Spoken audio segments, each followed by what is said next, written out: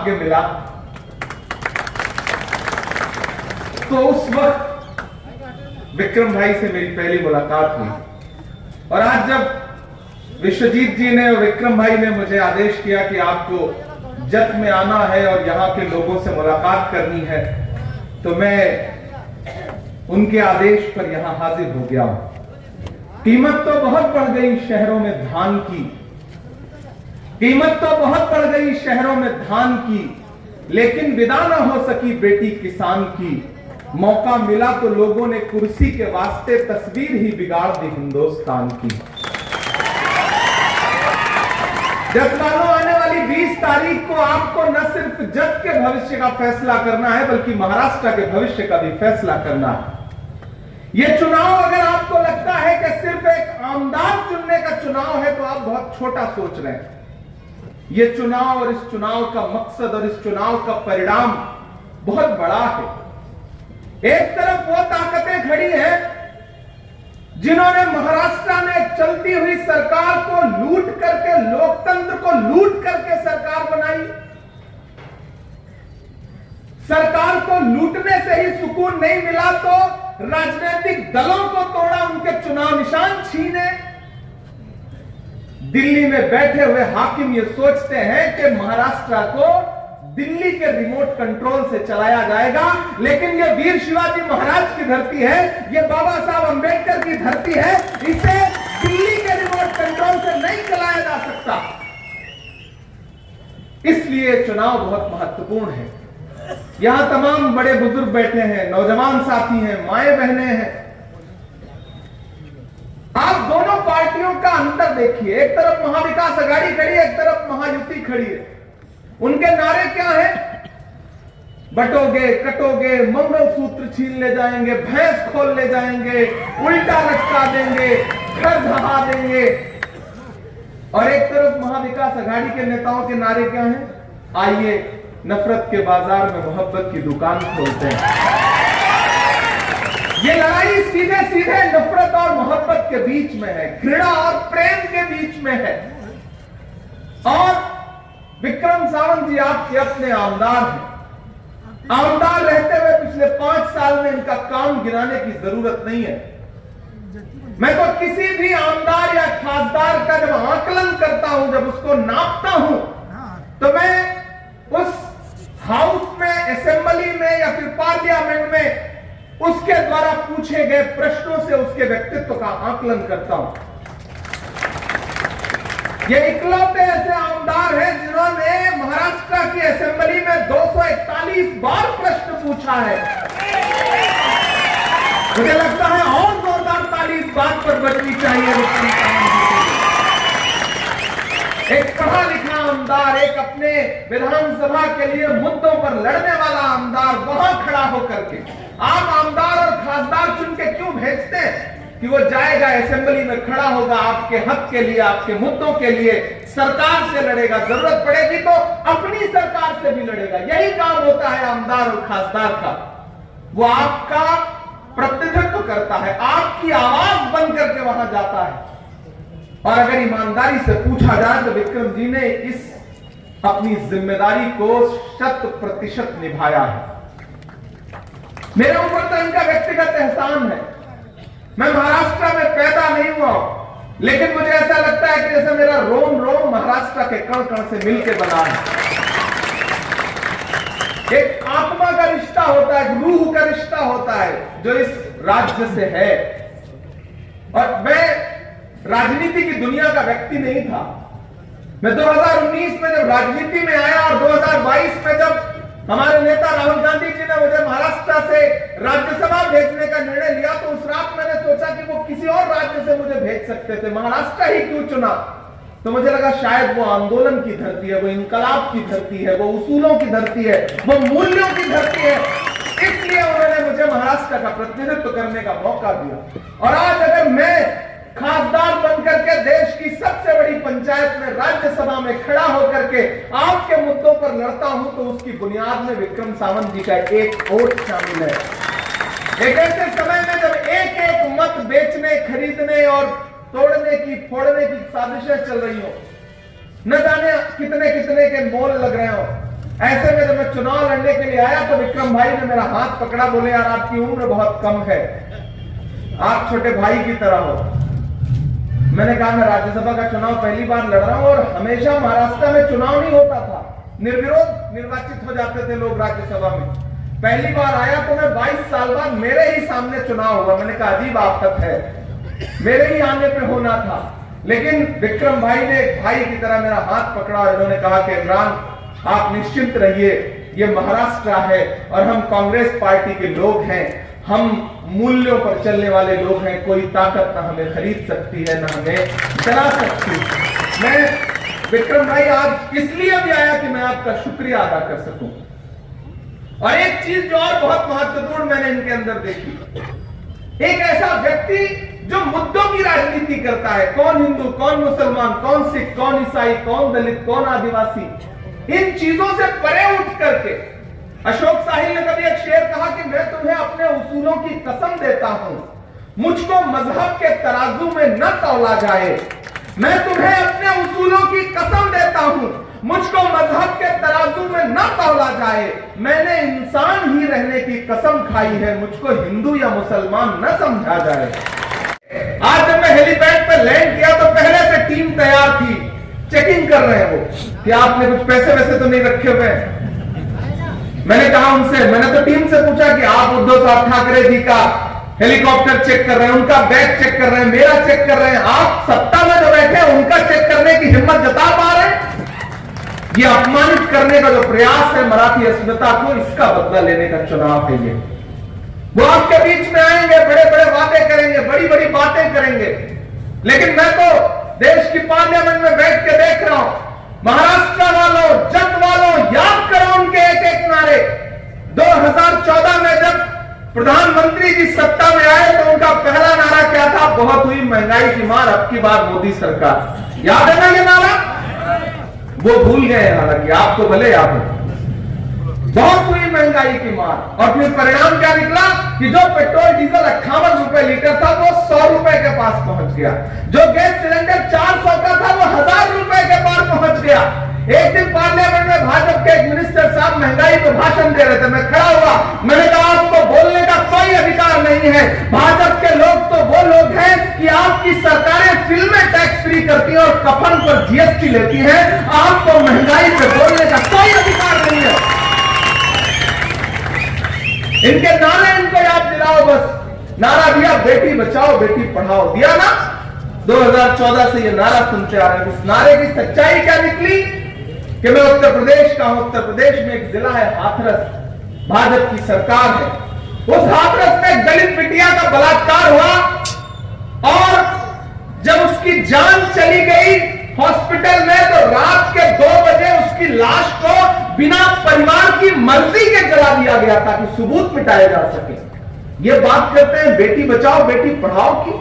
इन्होंने नारा दिया बेटी बचाओ बेटी पढ़ाओ का, और दिल्ली के जंतर मंतर पर जब ओलंपिक पदक लाने वाली बेटियां इंसाफ मांगने के लिए बैठी तो दिल्ली पुलिस ने जिस बेशर्मी के साथ उन्हें सड़कों पे घसीटा है वो दृश्य आज भी देश भूला नहीं है। ये बात करते हैं बेटी बचाओ बेटी पढ़ाओ की।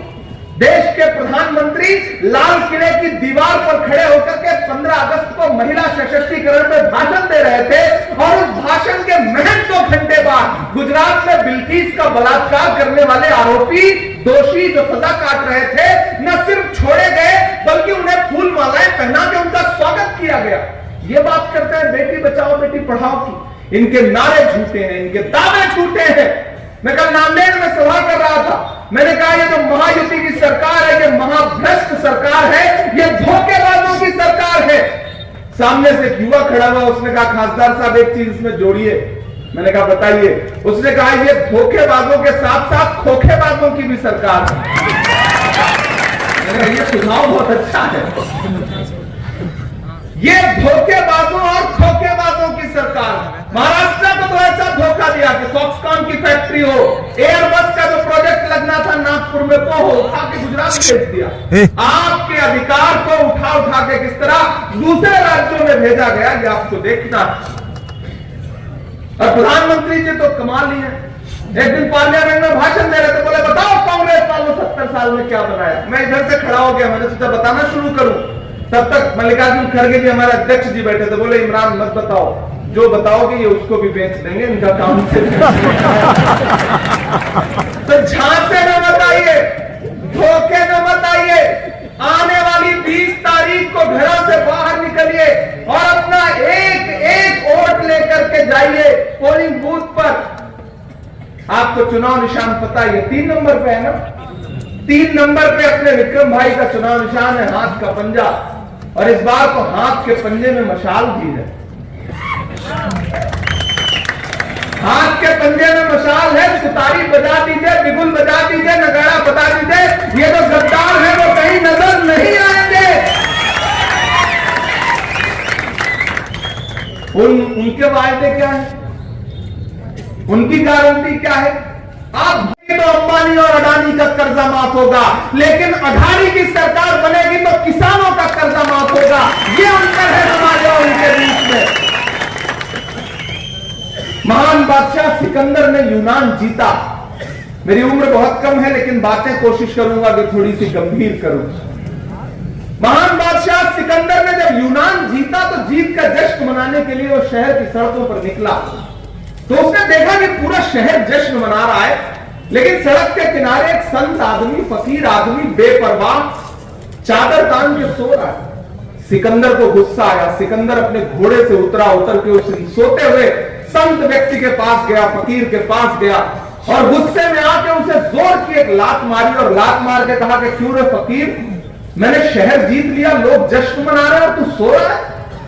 उस फकीर ने उम्मीदी आंखों से सिकंदर की तरफ देखा और देख करके कहा कि शहर जीतना बादशाहों का काम है, लेकिन लात मारना गधे का काम है। आप बताइए 2014 से और 2024 तक कभी नोटबंदी की लात, कभी जीएसटी की लात, एक रात पता चलता है कि कृषि कानून ले आए, 700 किसान शहीद हो गए। दिल्ली के सिंघू बॉर्डर पे बैठे हुए 700 किसान जब शहीद हुए, तब देश के पंतप्रधान को यह एहसास हुआ कि ये किसान, ये कृषि कानून तो गलत थे, इन्हें वापस ले सकते हैं। वापस ले लिया। 2014 में यवतमाल का वो दाभड़ी गांव प्रधानमंत्री जी को याद भी नहीं है, जहां वो आए थे किसानों के साथ चाय पर चर्चा करने। आज उसी गांव में महीने में सैकड़ों लोग आत्महत्या कर रहे हैं उसी जिले में। बातें अलग हैं, ये लड़ाई बहुत महत्वपूर्ण है। याद करिए 2024 का लोकसभा का चुनाव और भाजपा के नेताओं के भाषण उठा के देख लीजिए। मैं तथ्यों के साथ बात करने वाला व्यक्ति हूं। भाजपा के नेता चाहे अनंत हेगड़े हो, चाहे लल्लू सिंह हो, चाहे अरुण गोविल हो, चाहे दिया मिर्धा हो, एक बात थी कि हमें बहुमत दीजिए, हम संविधान बदलेंगे। वो तो भला हो भारत की जनता का कि जिसने 400 पार का नारा लगाने वालों को ला करके 240 पे ऐसा पटका कि अपने अकेले के पैरों पे खड़े नहीं हो पाए। 2 बैसाखियां उधार लेनी पड़ी, एक बिहार से, एक आंध्र प्रदेश से, एक चंद्रबाबू, एक नीतीश बाबू। एक भी बैसाखी छिटकी, सरकार की सांस अटकी। कभी भी हो सकता है। और वो जो बिहार वाले हैं ना, वो तो महाराष्ट्र के परिणाम का इंतजार कर रहे हैं कि महाराष्ट्र में कुछ अच्छा हो जाए तो बिहार का अपनी राज चलेगा, कोई भरोसा नहीं है। इसलिए आप सबसे अनुरोध करता हूं, ये चुनाव डॉक्टर बाबा साहब अंबेडकर के संविधान को बचाने का चुनाव। इस चुनाव में आपको आपके मतों को लूट करके सरकार बनाने वालों से बदला लेने का चुनाव है। ये बदलापुर आपको याद होगा, पुणे का गैंगरेप आपको याद होगा, कानून व्यवस्था कहां खड़ी है आपको याद होगा। इस सरकार ने भ्रष्टाचार के सारे रिकॉर्ड तोड़े। इसलिए मैं आप सबसे अनुरोध करूंगा कि भाजपा के लोग, महायुति का कोई भी आए तो उनसे कह देना ये जब्त है। पिछली बार 37,000 वोटों से जिताया था, इस बार कम से कम 51,000 वोटों से जिता करके विक्रम सावंत को असेंबली पहुंचाएंगे। और मैं आपका खासदार होने के नाते यहां एक वादा करता हूं कि आप के असेंबली के डेवलपमेंट के लिए अगर इनकी निधि कम पड़ जाएगी, इनका फंड कम पड़ जाएगा, तो मैं अपना ब्लैंक साइन किया हुआ एक लेटर पैड इनको दे दूंगा। जो भी लेना हो सब चाहेंगे ले सकते हैं, यहाँ के डेवलपमेंट के लिए, यहाँ के लोगों के लिए। तो अब आप सोच लीजिए, एक जिताइए, एक साथ में फ्री पाइए। इससे अच्छा ऑफर क्या हो सकता है? आमदार जिताओ, एक खासदार साथ में फ्री पाओ। विशाल दादा हैं तो दो खासदार मिल गए, अमोल जी भी आके गए। आप सोचिए ना, कहां कहां से कितनी कितनी दूर से लोग चल करके, कितना मुश्किलें उठा करके विक्रम भाई के लिए आ रहे हैं। अनेकों प्रश्न ऐसे हैं जो दोहराए नहीं जाते, बहुत उत्तर भी ऐसे हैं जो बतलाए नहीं जाते। मेरी ख्वाहिश है तुमको चांद तारे फैलाए नहीं जाते।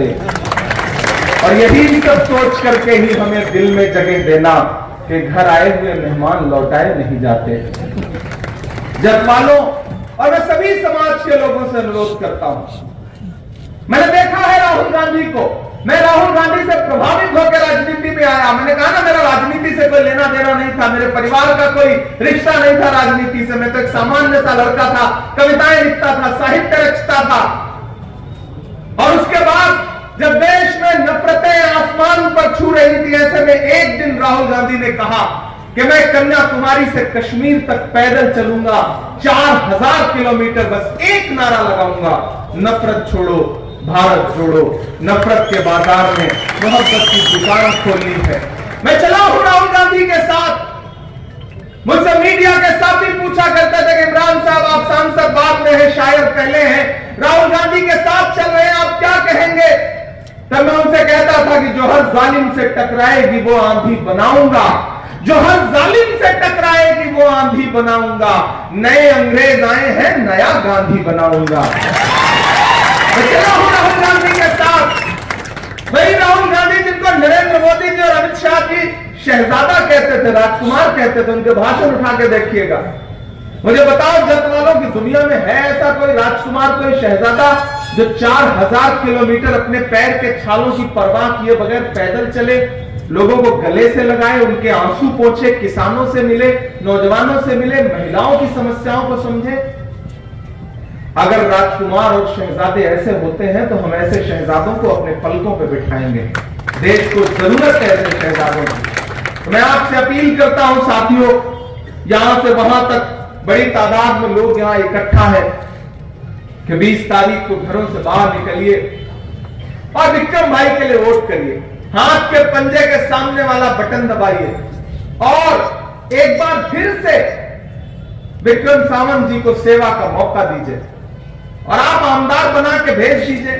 मैं पाथरी से लेकर के, जालना से लेकर, श्रीरामपुर से लेकर के, रावेर से लेकर के नांदेड़ होता हुआ यहां पहुंचा हूं, पुणे होता हुआ। पूरे प्रदेश में महाविकास अघाड़ी का शानदार माहौल है। मंदिरों में भजन चल रहा है, मस्जिदों में दुआ चल रही है। जिस तरफ भी नजर तुम उठाओ बस अघाड़ी की हवा चल रही है। सरकार बनने जा रही है, महाराष्ट्र में सरकार बनने जा रही है। मैं तो उनसे भी अनुरोध करूंगा जो थोड़े बहुत लोग भाजपा के साथ यहां जत में हैं, उनसे भी मेरा अनुरोध है कि धोखा खाना बंद करिए। नादान हो, इस दौर में क्या ढूंढ रहे हो तुम? जहर की शीशी में दवा ढूंढ रहे हो?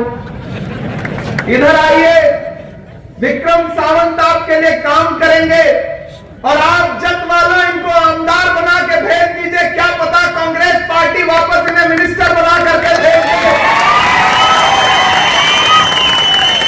आप बड़े वोटों के अंतर से इन्हें जिता के वापस फिर से इनसे कहिए कि जाओ, इस बार 241 प्रश्न पूछा था, इस बार 341 पूछो। ये जिम्मेदारी देकर के इन्हें भेजिए, क्योंकि अच्छे लोगों की जरूरत है राजनीति को। राजनीति की शुचिता और राजनीति की पवित्रता को बनाए रखने के लिए मजबूत कंधों की जरूरत है। ये जाएंगे तो इन मोहब्बत को निभाने में पसीना छूट जाता है।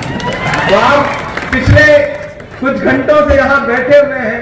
मैं तो इस बीच जब पार्लियामेंट में खड़ा होता हूं, सामने पंत प्रधान होते हैं, तो बस मैं उनको उनके पुराने नारे याद दिलाता हूं, पुराने भाषण।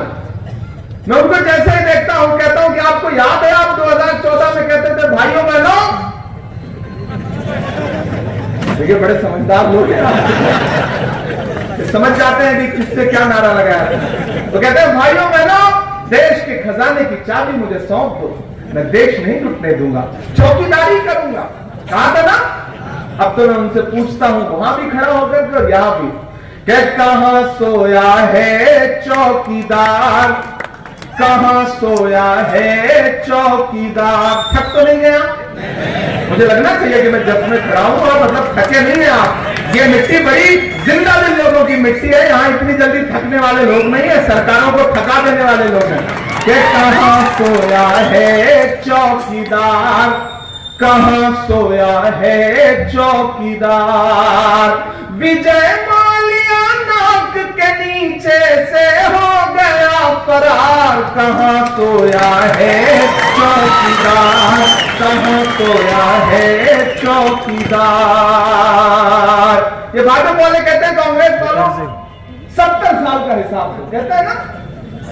जब वालों, जो भाजपा सरकार अपना चलाया हुआ 2000 का नोट 7 साल नहीं चला पाई, वो हमसे 70 साल का हिसाब है। कहां सोया है चौकीदार, कहां सोया है चौकीदार। गैस सिलेंडर की कीमत भी 1000 के पार, कहां सोया है चौकीदार, कहां सोया है चौकीदार। के चाय मतलब कमाल है भाई, नाम ले लो आपको स्वाद आ जाता है बिना चाय पिलाए हुए। जब वालों को मैं मतलब सलाम करता हूं आपकी जिंदादिली को, आपकी समझदारी को, ये बड़े अच्छे लोग हैं।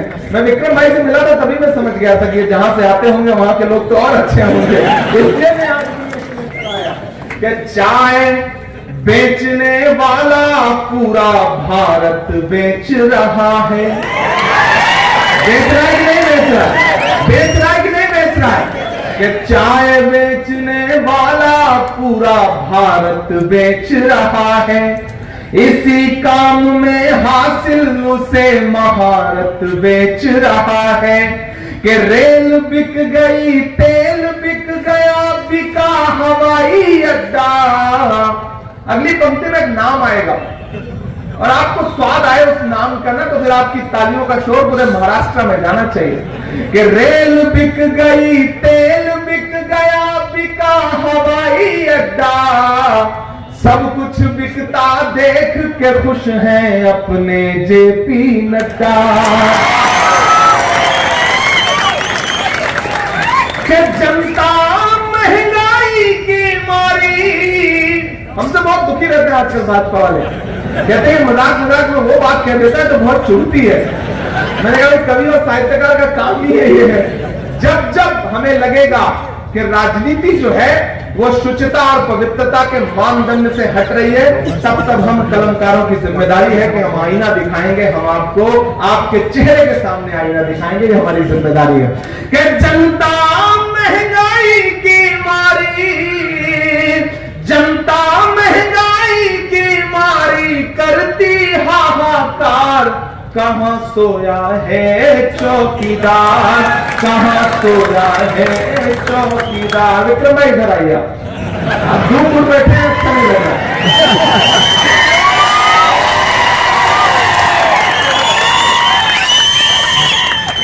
मेरी उम्र बहुत कम है, मैं घर में सबसे बड़ा हूं, मेरा कोई बड़ा भाई नहीं है। जब इनसे मिला ना तो मुझे लगा कि एक बड़ा भाई, बड़ा प्यार करने वाला, मोहब्बत करने वाला मेरे हिस्से में, और ये मैं बड़ी भावुकता से ये बात कह रहा हूं।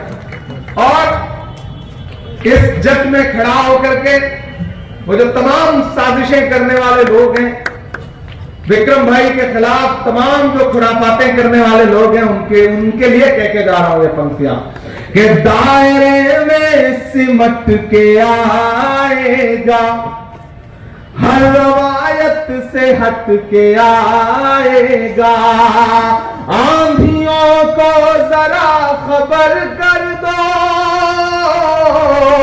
आंधियों को जरा खबर कर दो, शेर वापस पलट के आएगा, शेर वापस पलट के आएगा। मुझे विश्वास दिलाइए कि हाथ हटा करके कोई भी मुझे भरोसा दिलाइए कि 30 तारीख को घरों से बाहर निकलेंगे, अपना एक एक और हाथ के पंजे के सामने वाला बटन दबा करके देंगे। विक्रम भाई को कम से कम 51,000 की लीड से असेंबली पहुंचाएंगे। आपका एक एक वोट सिर्फ विक्रम को नहीं मिलेगा, मोहब्बत के उस मसीहा को मिलेगा।